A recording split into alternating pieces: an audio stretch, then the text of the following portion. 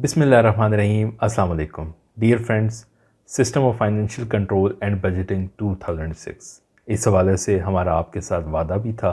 बहुत सारे स्टूडेंट्स ने बारहा दफ़ा हमसे ये कहा कि इसके ऊपर बनाएं, और जो लोग FPSC का फेडरल पब्लिक सर्विस कमीशन के जनरल रिक्रूटमेंट के टेस्ट दे चुके हैं या आने वाले दिनों में देने वाले हैं, उनको बखूबी अंदाज़ा होगा कि ये पॉलिसी डॉक्यूमेंट ग्रेड 17, 18, 19 और अबव पोस्ट के लिए कितना अहम है। ये FPSC की जनरल रिक्रूटमेंट की मोस्ट ऑफ़ द केसेस जो सिलेबस है उसमें आप देखें तो आपको 3-4 पॉलिसीज़ के ऊपर सिलेबस के अंदर वो ज़रूर इंक्लूड किए जाती हैं।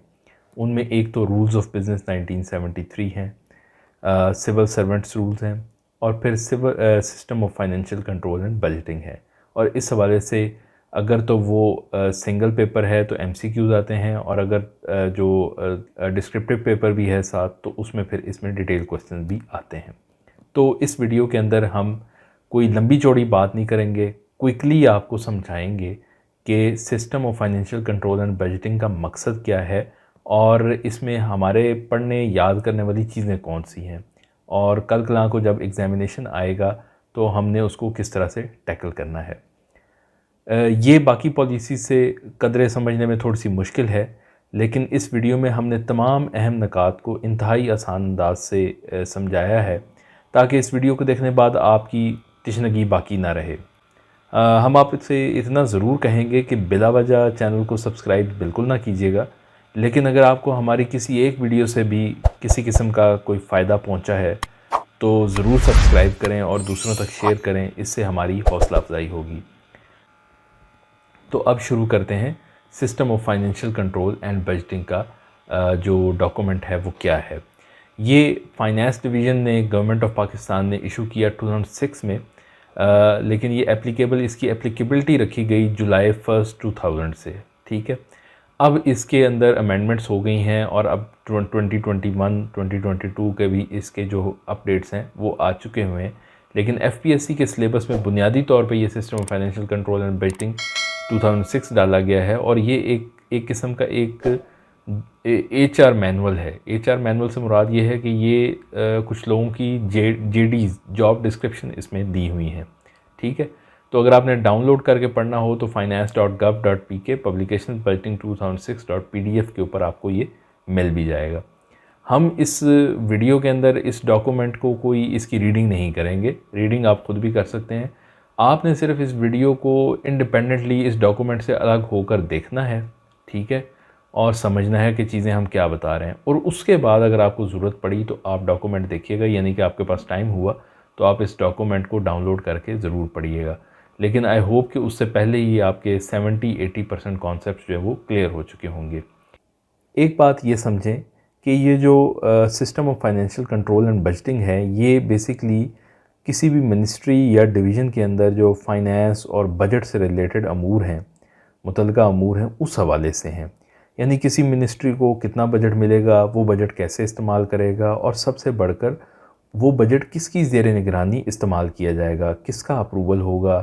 ठीक है, तो इस तरह के जो रूल्स हैं वो system of financial control and budgeting में दिए गए हैं। आप जानते हैं कि ये जो बजट है ये बुनियादी तौर पे जो गवर्नमेंट एक्सपेंडिचर लगाती है अपने डिपार्टमेंट्स में अवाम की फ़लाह के लिए, ये अवाम के ही टैक्स का पैसा होता है। इसलिए ऐसे रूल्स बनाए जाते हैं, रूल्स बनाते हुए इन बातों का ज़रूर ख्याल रखा जाता है कि ये पैसा सही तरह से इस्तेमाल हो।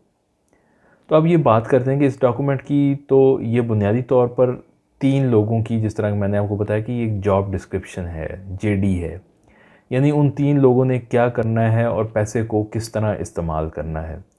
तो इनमें से सबसे पहले जो है वो है प्रिंसिपल अकाउंटिंग ऑफिसर। किसी भी डिवीज़न के अंदर जो बेसिकली एक ऑर्गेनाइजेशन है गवर्नमेंट की, सिंगल यूनिट डिवीज़न जो है मिनिस्ट्री के अंडर, ठीक है, एक मिनिस्ट्री होती है और मिनिस्ट्री के अंडर मुख्तलिफ या एक डिवीज़न हो सकता है, तो उसका जो हेड है वो होता है सेक्रेटरी। ठीक है, तो सेक्रेटरी को यहाँ पे प्रिंसिपल अकाउंटिंग ऑफिसर कहा गया है, पहला बंदा ये इन्वॉल्व है।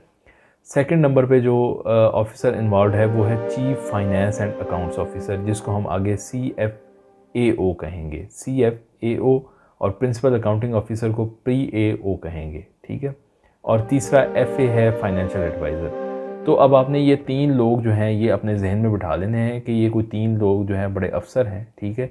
एक ग्रेड 21 का है और नीचे वाले 2 जो हैं वो ग्रेड 20 के अफसर हैं, ठीक है। पहला है प्रिंसिपल अकाउंटिंग ऑफिसर, दूसरा है chief finance and account officer और फाइनेंशियल एडवाइज़र। ये जो पूरा डॉक्यूमेंट है ये इन 3 बंदों की जो जॉब डिस्क्रिप्शन है कि इन्होंने एक्चुअली क्या करना है फाइनेंस और बजटिंग के हवाले से, ये वो है। तो जॉब डिस्क्रिप्शन मैं आपको थोड़ा सा बता देता हूँ कि अगर आपका मैनेजमेंट साइंसेस के साथ बैकग्राउंड नहीं है तो जॉब डिस्क्रिप्शन आम ज़ुबान में ये है कि किसी बंदे की रोल्स एंड रिस्पॉन्सिबिलिटीज़ किसी अदारे के अंदर क्या होंगी, वो जॉब डिस्क्रिप्शन है। तो अब आगे चलते हैं। जो रोल है प्रिंसिपल अकाउंटिंग ऑफिसर का, ये सबसे पहला जो रूल डिफ़ाइन कर रहा है वो ये है कि secretary shall be principal accounting officer. यानी कि किसी भी डिवीज़न के अंदर जो प्रिंसिपल अकाउंटिंग ऑफिसर का चार्ज दिया गया है या ये जो सिंबॉलिक टाइटल दिया गया है ये सेक्रेटरी को दिया गया है। यानी कि सेक्रेटरी ने अपने दीगर एडमिनिस्ट्रेटिव कामों के हवाले अलावा प्रिंसिपल अकाउंटिंग ऑफिसर का जो काम है वो भी करना है।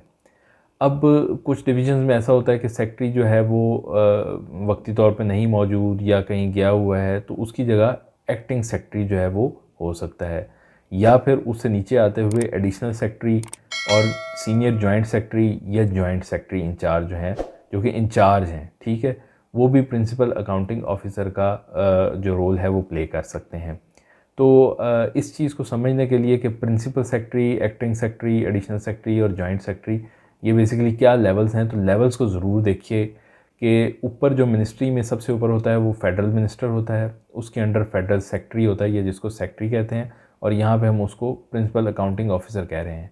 उसके अंडर एक एडिशनल सेक्रेटरी होगा, एक या दो या जितने मतलब उसके हवाले से उस डिवीज़न के अंदर आगे डिपार्टमेंट्स हैं उस हवाले से एडिशनल सेक्रेटरी होंगे, और फिर जॉइंट सेक्रेटरी होगा। जॉइंट सेक्रेटरी को सपोर्ट कर रहे होंगे डिप्टी सेक्रेटरीज़, ठीक है, ये सेक्शंस वगैरह उनके अंदर डिवाइड किए होते हैं। और फिर उनके बाद नीचे ग्रेड 17 में सेक्शन ऑफिसर जो है वो काम कर रहे होते हैं, और सेक्शन ऑफिसर के नीचे जो है वो 16 एंड बिलो का जो स्टाफ है वो काम करता है। तो इस तरह से आप देखें तो सेक्रेटरी जो है वो बुनियादी तौर पर प्रिंसिपल अकाउंटिंग ऑफिसर किसी भी डिवीज़न के अंदर बतौर प्रिंसिपल अकाउंटिंग ऑफिसर जो है वो काम करेगा। और सेक्रेटरी जो है वो ये टाइटल प्रिंसिपल अकाउंटिंग ऑफिसर का सेक्रेटरी के अलावा एक्टिंग सेक्रेटरी को, एडिशनल सेक्रेटरी को, प्रिंसिपल सेक्रेटरी को, जॉइंट सेक्रेटरी या सीनियर जॉइंट सेक्रेटरी या जॉइंट सेक्रेटरी को भी दिया जा सकता है। तो हमने ये जो किसी भी मिनिस्ट्री के अंदर हायरार्की होती है उसको भी देख लिया है, और फिर अब आगे बात करते हैं। बुनियादी तौर पे प्रिंसिपल अकाउंटिंग ऑफिसर जो सेक्रेटरी है उसके अंडर उसको असिस्ट करेगा एक तो chief finance and accounts officer और दूसरा फाइनेंशियल एडवाइज़र। तो हमने शुरू में बात की थी कि हम ये सारी वीडियो जो है वो इन 3 बंदों के दरमियान ही बना रहे हैं, यानी कि प्रिंसिपल अकाउंटिंग ऑफिसर, इसको असिस्ट कर रहा है एक बंदा chief finance and accounts officer और दूसरा बंदा फाइनेंशियल एडवाइज़र। इन दोनों की आगे अपना अपना एडमन और स्टाफ होगा।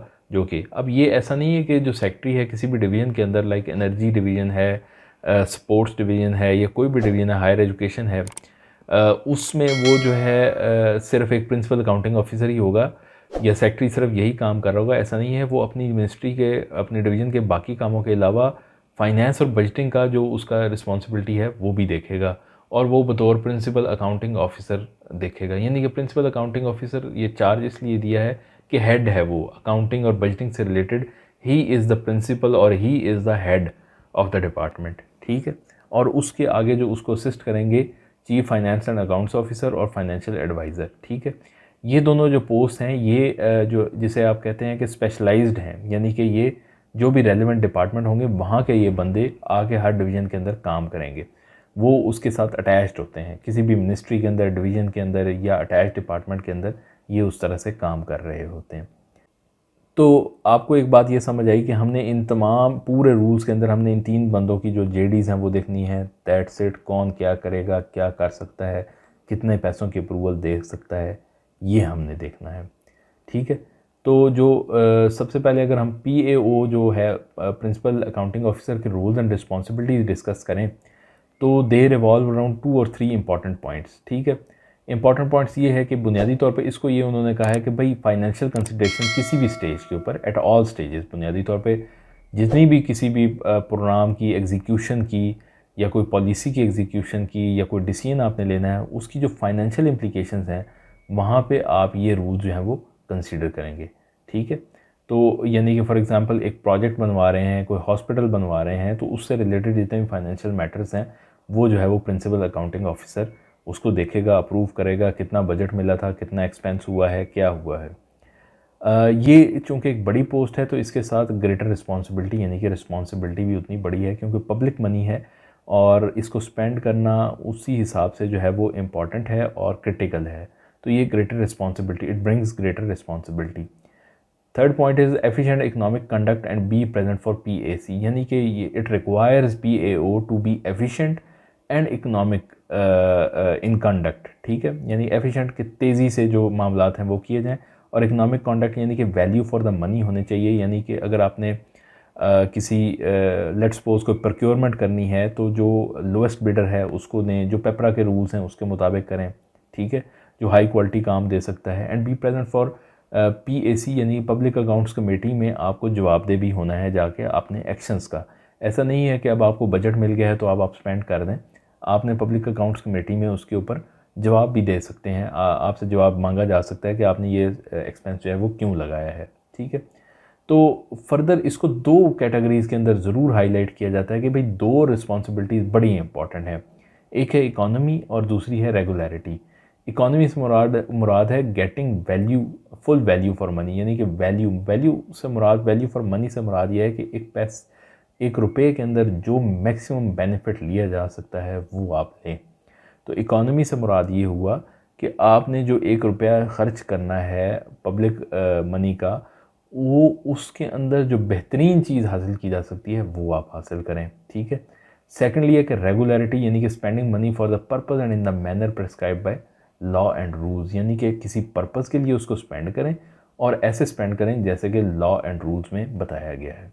तो अगर आप पीएओ की रोल्स एंड रिस्पॉन्सिबिलिटीज़ देखें तो उससे एक प्रीएम्बल पहले जो सेट कर रहे हैं वो ये कर रहे हैं कि भाई जितने भी फाइनेंशियल मैटर्स हैं उनके अंदर जो है वो ये रूल्स एप्लीकेबल होंगे। ये बड़ी रिस्पॉन्सिबिलिटी का काम है और आपने जो है वो एफिशिएंसी और इकोनॉमी इसको अपने कंडक्ट में देखना है। You will be responsible to answer in PAC public accounts committee. और फिर the whole activity of PAO revolves around two important things, that is one is economy and other is regularity। ठीक है, अब हम आगे चलते हैं और आगे देखते हैं कि ये रूल्स जो हैं ये बुनियादी तौर पे 8 जो है वो इम्पॉर्टेंट जिसको कहते हैं एजेंडाज़ या पॉइंट्स या प्रिंसिपल्स के ऊपर ये घूम रहा है।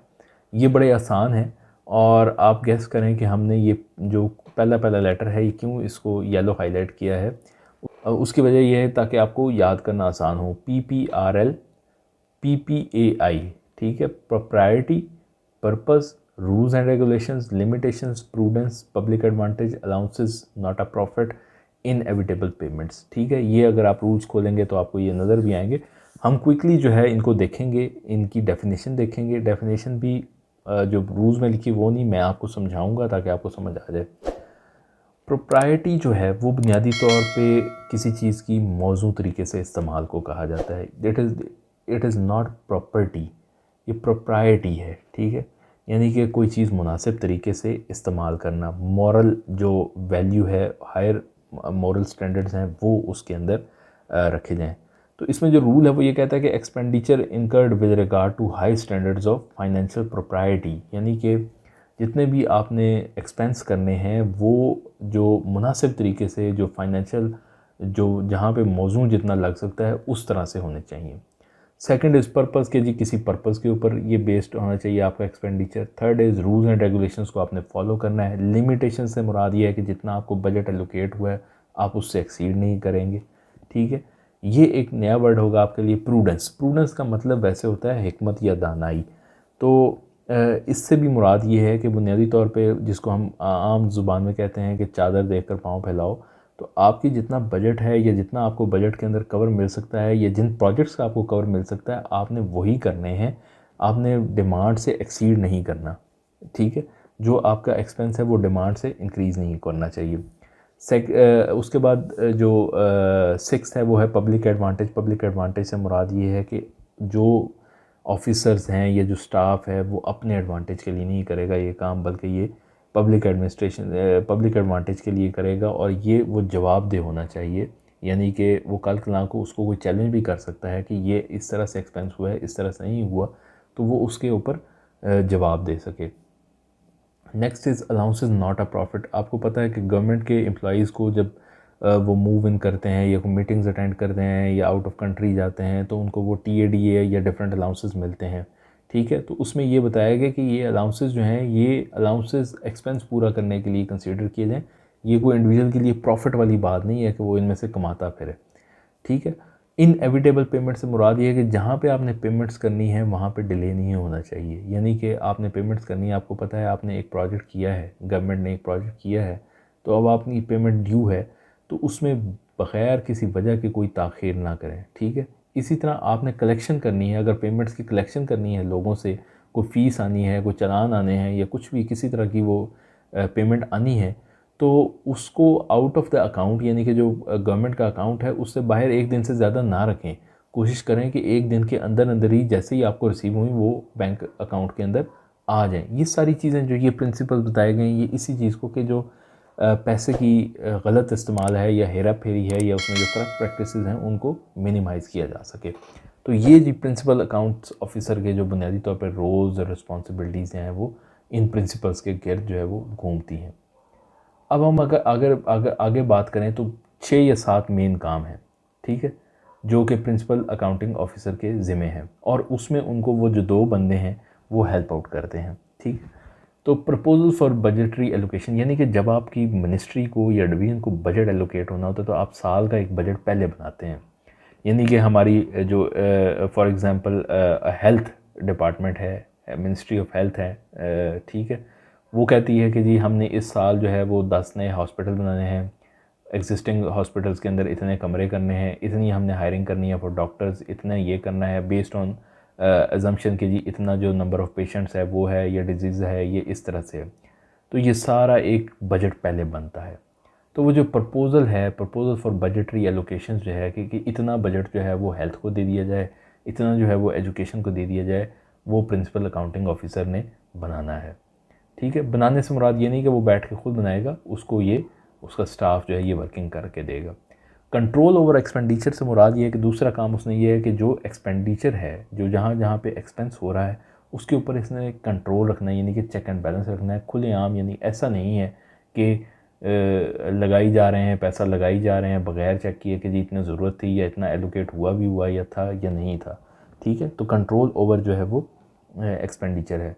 Third is observance of rules regulation and instruction. ये भी एक किस्म की जनरल प्रोविज़न है कि भाई आपने जो जो रूल्स एप्लीकेबल हैं जिस मिनिस्ट्री के वो अप्लाई इसमें करते रहना है। यानी कि उस जो सेक्रेटरी है, प्रिंसिपल अकाउंटिंग ऑफिसर है, उसने थ्रू आउट दी मिनिस्ट्री देखना है, सिर्फ अपने आप को नहीं देखना, उसने नीचे सारा स्टाफ देखना है कि रूल्स रेगुलेशंस और इंस्ट्रक्शंस के मुताबिक जो है वो काम किया जा रहा है या नहीं किया जा रहा है।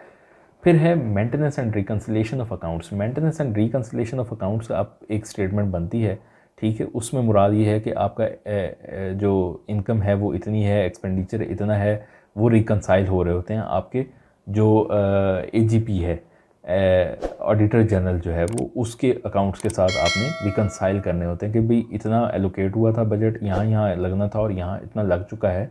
तो ये रिकन्सिलिएशन वाला काम जो है ये ओवरऑल ये यानी कि बहुत बड़े काम हैं, इनके लिए स्पेशल डिपार्टमेंट्स हैं, पूरी वो वर्किंग कर रहे होते हैं कि चीज़ जो फाइनेंस की बुक्स हैं वो मेंटेन हो रही होती हैं।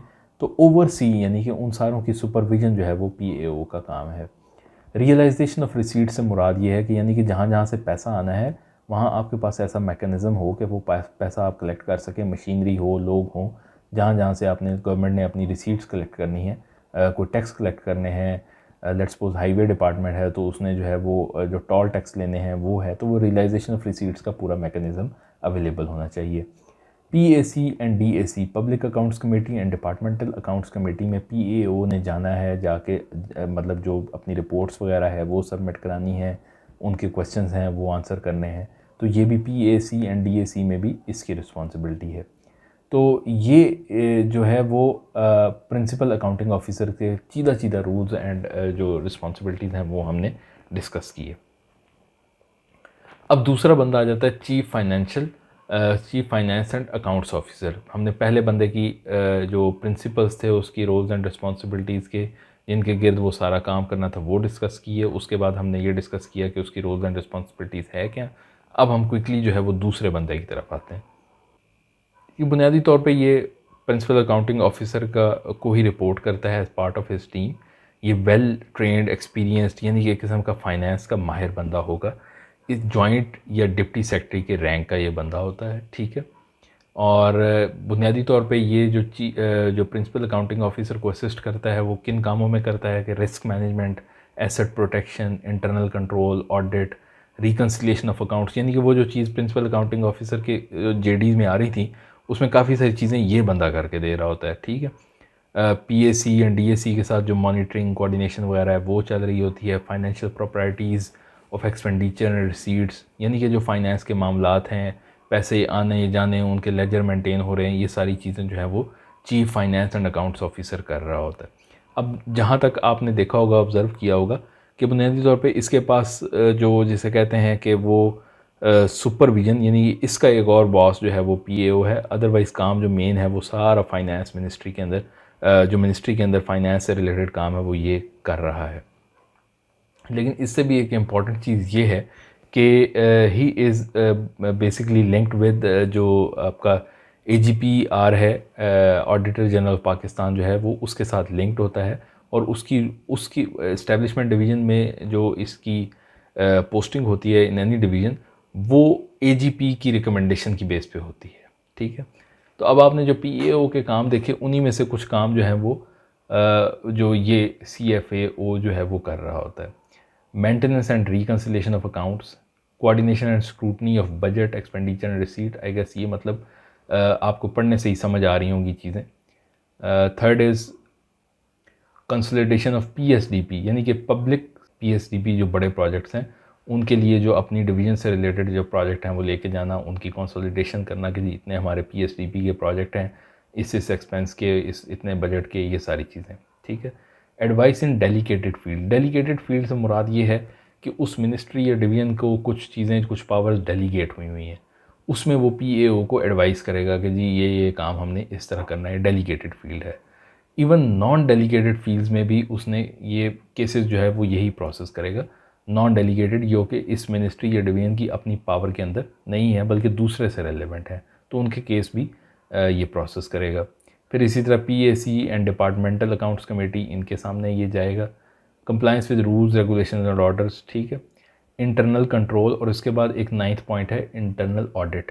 इंटरनल कंट्रोल से मुराद यही कि सारी टीम का जो भी वर्किंग है वो सारी उसके ऊपर एक चेक एंड बैलेंस रखेगा, रिकन्सिलेशन करेगा, एक्सपेंडिचर कितना हो रहा है, बजट कितना एलोकेटेड था, वो सारी चीज़ें। और इंटरनल ऑडिट यानी ऑडिट से मुराद ये है कि वो मॉनिटरिंग करेगा, चेक एंड बैलेंस रखेगा, और फिर उसके बाद उसकी एक रिपोर्ट जो है वो पीएओ को देगा कि कहीं कोई जो चीज़ें मिस अप्रोप्रिएशन तो नहीं हुई, कोई ख़राबी तो नहीं की गई किसी भी किस्म की, ठीक है। तो ये CFAO का रोल्स एंड रिस्पॉन्सिबिलिटीज़ हो जाएंगी। तीसरा बंदा हमारे पास था FA financial adviser. Financial adviser basically administrative control of finance division होता है, ठीक है। जॉइंट सेक्रेटरी लेवल का ये बंदा होता है और ये फाइनेंस डिवीज़न इसको रिकमेंड करता है। हर डिवीज़न के अंदर ये फाइनेंस का समझें एक रिप्रेजेंटेटिव जो है वो काम कर रहा होता है। और ऑल्दो कि काम वो जो है इस डिवीज़न के सेक्रेटरी के साथ कर रहा होता है, लेकिन ये under the administrative control of finance division होती है। लेकिन यहाँ तक कि इस बंदे की जो सैलरी और इसके स्टाफ की सैलरी है वो भी फाइनेंस डिवीज़न ही दे रहा होता है। अब बात यह है कि जितनी भी मिनिस्ट्रीज़ हैं या डिवीज़न्स हैं आगे, उनका फाइनेंस के साथ लिंक तो है ही है, बजट और एक्सपेंडिचर इसी के ऊपर सारा चल रहा है। तो अपनी एक्सपर्टीज़ या अपनी पॉलिसीज़ की इम्प्लीमेंटेशन के लिए बुनियादी तौर पर फाइनेंस डिवीज़न की तरफ से ये एक रिप्रेजेंटेटिव जो है वो हर डिवीज़न के अंदर मौजूद है, ताकि जो फाइनेंस की नुमाइंदगी है वो की जा सके। जो जिस तरह हमने बात की, will represent finance division, monitor monthly statement of expenditure and receipt forwarded by CFAO। अब जो chief finance and accounts officer है जो मिनिस्ट्री के अंदर काम कर रहा है, वो एज अ कोलीग यानी कि इसको जो अपना एक्सपेंडिचर और रिसीट्स की स्टेटमेंट है वो शेयर करता रहेगा, ठीक है। ये उसको मॉनिटर करेगा, उसको देखेगा कि चीज़ें as per rules, laws and regulations ही हो रही हैं, कोई आगे पीछे तो नहीं है, ठीक है। डिप्टी फाइनेंशियल एडवाइज़र इसके नीचे काम करेंगे। He and his team will be paid from the budget of finance division, ठीक है। तो ये फाइनेंशियल एडवाइज़र की थोड़ी बहुत यानी कि इसको कहेंगे कि आप ओवरव्यू ऑफ द जॉब हो गया कि ये बंदा होगा कौन और ये किसके पे रोल पे होगा और किस तरह से काम करेगा। अच्छा, नॉन डेलीगेटेड फील्ड्स के अंदर जो इसकी एडवाइस है, नॉन डेलीगेटेड बेसिकली जिस तरह हमने पहले बात की थी कि जिसमें जो पावर है that does not reside with the parent division, तो उसमें इसकी एडवाइस जो है या जिस तरह से इसने प्रोसीजर बताना है वो मिनिस्ट्री के ऊपर बाइंडिंग होगी। In case difference opinion with the financial adviser, the secretary may take the case with additional finance secretary expenditure या फाइनेंस सेक्रेटरी और minister may take up with the finance minister. यानी कि let's suppose financial adviser जो है वो non delegated field के अंदर उस डिवीज़न के अंदर एनर्जी डिवीज़न के अंदर बैठा जो एनर्जी सेक्रेटरी है उसको कोई चीज़ बताता है कि इसका एक्सपेंडिचर इस तरह से होगा या बजट इतना नहीं है या बजट जो है वो डिफरेंट प्रोजेक्ट के लिए है, तो उस पर उनका कोई डिफरेंस आ जाता है। तो बेसिकली ये होगा कि जो सेक्रेटरी है वो इस इशू को टेकअप करेगा फाइनेंस सेक्रेटरी के साथ, एडिशनल फाइनेंस सेक्रेटरी जो एक्सपेंडिचर है उसके साथ या फाइनेंस सेक्रेटरी के साथ, या फिर एनर्जी डिवीज़न का एनर्जी मिनिस्ट्री का जो मिनिस्टर है वो फाइनेंस मिनिस्टर के साथ उसको टेकअप करेगा। तो इस तरह से जो डिफरेंसेस या कोई जो डिफरेंट ओपिनियन है, डिफरेंसेस इन द ओपिनियन है वो कैटर फॉर की जा सकती है। Finance division will continue to deal with the matters related to interpretation, application and relaxation of service. ये बुनियादी तौर पे जो रूल्स हैं सर्विस से रिलेटेड उनको फाइनेंस डायरेक्टली डील करेगा। Except these cases, in cases के अलावा बाकी जहाँ जहाँ डिवीजन के अंदर जो भी केसेस होंगे वो इस फाइनेंशियल एडवाइज़र के थ्रू ही आएंगे। ठीक है, तो जिस तरह मैंने शुरू में बात की कि आप देखें कि सारी रूल्स एंड रिस्पॉन्सिबिलिटीज़ उसकी ऐसे ही जैसे फाइनेंशियल एडवाइज़र फाइनेंस का बंदा रिप्रेजेंटेटिव हर डिवीज़न के अंदर लगा हुआ है और अपना वो जो फाइनेंस की नुमाइंदगी कर रहा है उसकी रूल्स एंड रिस्पॉन्सिबिलिटीज़ भी उसी से रिलेटेड होंगी। अब स्पेसिफिकली अगर फाइनेंशियल एडवाइज़र की करंट एक्सपेंडिचर के ऊपर कुछ रूल्स देखें तो वो क्विकली हम देख लेते हैं क्योंकि इसमें आपको इन डेप्थ इतना जानने की ज़रूरत नहीं है। Approval of expenditure and budget provision, यानी कि full powers to approve expenditure proposal except the case of important policy. अब जो किसी भी मिनिस्ट्री के अंदर जो बजट बनना है, बजट की एलोकेशन या उसका एक्सपेंडिचर है, जो वो जाना है फाइनेंस डिवीज़न में, वो बुनियादी तौर पे बेसिकली फाइनेंस का रिप्रेजेंटेटिव जो इधर बैठा हुआ है फाइनेंशियल एडवाइज़र, तो वही उसको अप्रूव करेगा। लेकिन जो इंपॉर्टेंट पॉलिसी मैटर्स हैं, ये कोई बड़े पॉलिसी मैटर्स हैं, तो वो एक दफ़ा यहाँ फाइनेंशियल एडवाइज़र से होते हुए एडिशनल फाइनेंस सेक्रेटरी और फिर मिनिस्टर तक भी जा सकते हैं। तो वो डिपेंड करता है। अदरवाइज़ जो नॉर्मल बजट और उनकी एलोकेशन है, एक्सपेंडिचर है, वो बैठा यही कर रहा होगा। तो ये उसकी करंट एक्सपेंडिचर में है। Shall have power to approve up to 5 million तक जो बजट है वो ये अप्रूव कर सकता है किसी भी डिवीज़न का। Financial sections other than related to service rules, यानी कि जो हमने पहले बात की कि service rules related finance ministry जो है या फाइनेंस डिवीज़न खुद डायरेक्टली काम करेगा, उसी तरह ये है कि जो फाइनेंशियल इसके सैंक्शंस हैं वो subject to the endorsement of audit ज़रूर होंगे, यानी कि ऑडिट डिपार्टमेंट उसको इंडोर्स करेगा तो फिर ही वो आगे जा सकेंगे। ठीक है, second is the lump sum provision, यानी कि लम सम अमाउंट किसी जगह पे एलोकेट करनी है तो उसके लिए भी ये प्रोविज़न दे सकता है।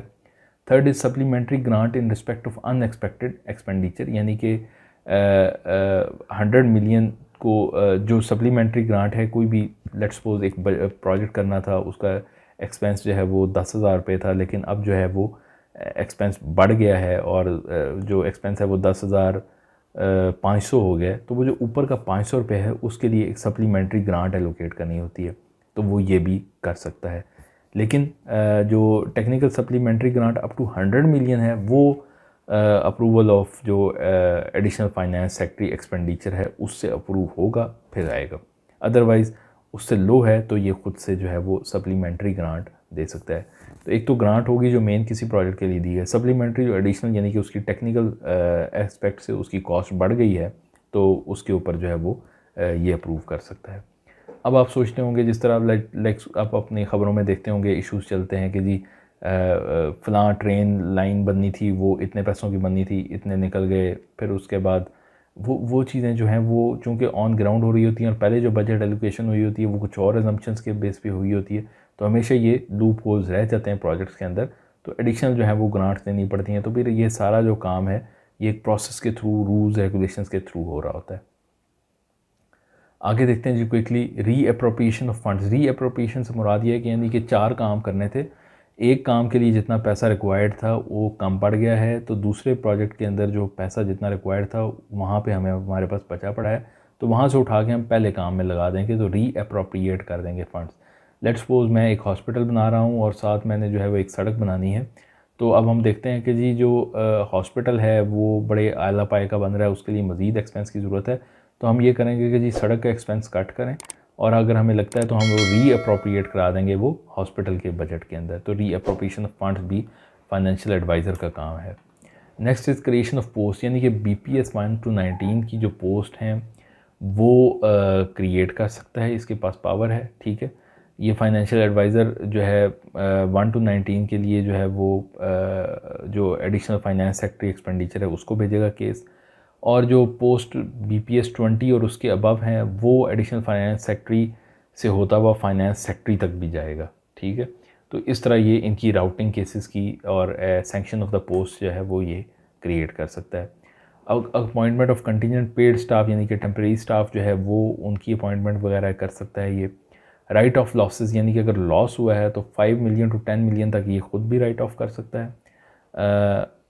अप टू 20 मिलियन के लिए केस जो है वो एडिशनल फाइनेंस सेक्रेटरी एक्सपेंडिचर को भेजना पड़ेगा, और 20 मिलियन से अबव है तो एडिशनल फाइनेंस सेक्रेटरी एक्सपेंडिचर से होता हुआ फाइनेंस सेक्रेटरी तक वो जाएगा। राइट ऑफ लॉसेस, उम्मीद है आपको समझ आ गई होगी कि कोई लॉस है तो उसको अब आपने ज़ीरो करना है, शो करना है, ख़त्म करना है।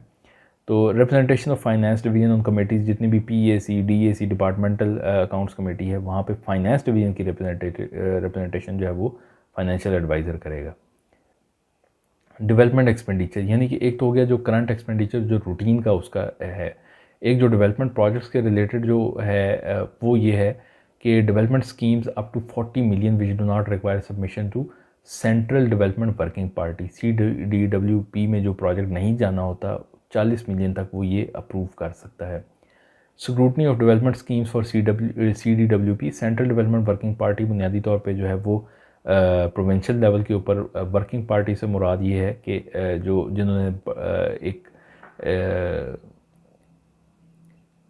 एक बॉडी, एक कमेटी जिसने जो है वो अप्रूव करने होते हैं बड़े प्रोजेक्ट्स, वो इसके ऊपर थॉरली डेलिब्रेट करते हैं। प्रोजेक्ट्स तो मिनिस्ट्रीज़ भेजती हैं, डिवीजन्स भेजती हैं, लेकिन वो फिर सेंट्रली बैठ के सारे उसमें स्टेक होल्डर्स वो डिसीजन करते हैं कि आए ये प्रोजेक्ट होना चाहिए या नहीं होना चाहिए, ठीक है। तो उस केस में भी ये वर्किंग करता है, उनकी स्क्रूटनी करता है। Representation of finance division in development working parties, यानी कि जो डेवलपमेंट वर्किंग पार्टीज़ हैं उनके अंदर जो है वो ये रिप्रेजेंटेशन होती है इसकी। बजटरी प्रोसीजर, यानी कि बजट कॉन्टीन्यूस प्रोसेस है, हर साल के शुरू में बजट बनेगा, वहाँ पे estimates of expenditure, estimates of tax and non tax revenues, lumpsum provision in current expenditure shall not be made under special circumstances, ठीक है जी। Lumpsum provision in PSDP, allocation in the PSDP for new unapproved schemes या projects, cash plan for PSDP and release of funds, ये सारे काम जो हैं वो सप्लीमेंट्री ग्रांट्स, यानी कि टोकन है, टेक्निकल है या रेगुलर, जिस तरह की सप्लीमेंट्री ग्रांट है उसके ऊपर ये काम कर सकता है। और अगर कोई फॉरेन एक्सचेंज का मामला है, यानी कि फ़ॉरेन एक्सचेंज PSDP के बजट के अंदर रखा हुआ है, तो उसका अप्रूवल जो है वो भी फाइनेंशियल एडवाइज़र करेगा, ठीक है। तो इससे यानी कि लगता है कि जिस तरह प्रिंसिपल अकाउंटिंग ऑफिसर का एक सुपरविजन का रोल था और उसके बाद chief finance and accounts officer का थोड़ा सा यानी कि निटी ग्रिटीज़ कॉमन जो है, और इसका जो है वो फाइनेंस के हवाले से एक बहुत बड़ा इंपॉर्टेंट रोल जो है वो फाइनेंशियल एडवाइज़र का है।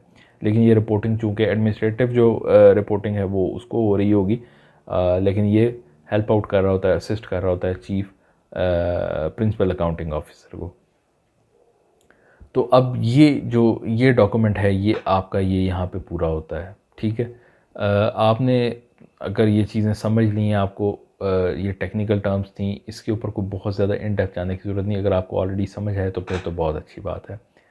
अब देखते हैं power of sanctioning projects, MCQs में ये बहुत ज़्यादा पूछते हैं, तो इसको ज़रा आपने याद रखना है कि executive committee of national economic council जो ECNEC है, ठीक है, एग्जीक्यूटिव कमेटी जो मिनिस्टर फाइनेंस जो है वो जिसको हेड करता है, अभी रिसेंटली 7 अक्टूबर को हुई, ठीक है, वो 500 मिलियन से अबव जितनी भी स्कीम्स हैं, जहाँ जहाँ जिस डिवीजन से भी आई होंगी, उसमें प्रोविंशियल भी होती हैं, फेडरल भी होती हैं, ठीक है, वो जो है वो ये कमेटी अबव 500 मिलियन जो है वो ये करेगी। जो सेंट्रल डेवलपमेंट वर्किंग पार्टी जो प्रोविंशियल लेवल पे है वो schemes costing up to 500 million ही, अप टू 500 मिलियन से नीचे जो है वो CDWP करेगा। और उससे भी नीचे जो डिपार्टमेंटल डेवलपमेंट वर्किंग पार्टी है वो 40 मिलियन तक के प्रोजेक्ट जो है वो करेगा। अगर आपको याद हो तो फाइनेंशियल एडवाइज़र की जो अप्रूवल थी वो 40 मिलियन तक की थी, ठीक है। तो ये जो डिपार्टमेंट के लेवल पे 40 मिलियन से लेके 500 मिलियन तक CDWP, और 500 मिलियन से अबव जो है वो एक्नेक जो है वो अप्रूवल करता है, सैंक्शन करता है प्रोजेक्ट्स के लिए। इसी तरह जो नॉर्दर्न एरियाज़ हैं या फाटा है, AJK हैं, उनकी अपनी एक लिमिट्स हैं। ऑटोनमस बॉडी के लिए 100% जो है वो सेल्फ फाइनेंसिंग हो रही होती है, तो वो ऑटोनमस बॉडीज़ खुद जो है वो करेंगी, ठीक है। फाटा के लिए जो एजेंसी या FR डेवलपमेंट सब कमेटी है वो अप टू 20 मिलियन कर सकती है, और जो फाटा डेवलपमेंट वर्किंग पार्टी है वो 20 मिलियन से लेकर 200 मिलियन तक करेगी। इसी तरह नॉर्दर्न एरियाज़ में northern area development working committee जो है, ठीक है, northern area development working committee जो है वो अप टू 20 मिलियन करेगी, और northern area development working party जो है वो अप टू 100 मिलियन करेगी। Azad government of state of Jammu and Kashmir जो उनकी डेवलपमेंट वर्किंग पार्टी है अप टू 40 मिलियन, और जो कैबिनेट डेवलपमेंट कमेटी है वो अप टू 200 मिलियन करेगी, ठीक है। तो ये आपने थोड़ा सा उनकी लिमिट्स जो हैं वो याद रखनी। अक्सर ये क्वेश्चंस जो है MCQs में पूछते हैं। इसी तरह इस्लामाबाद कैपिटल टेरिटरी के लिए जो इस्लामाबाद डेवलपमेंट वर्किंग पार्टी है वो अप टू 40 मिलियन, और वो अप टू 40 मिलियन के प्रोजेक्ट्स जो है वो अप्रूव कर सकती है। तो इसके बाद जो इसका एक अनेक्चर है वो है पावर्स, ठीक है, कि पावर कौन कौन सी हैं जो फाइनेंशियल सिस्टम फाइनेंशियल कंट्रोल के मुताबिक।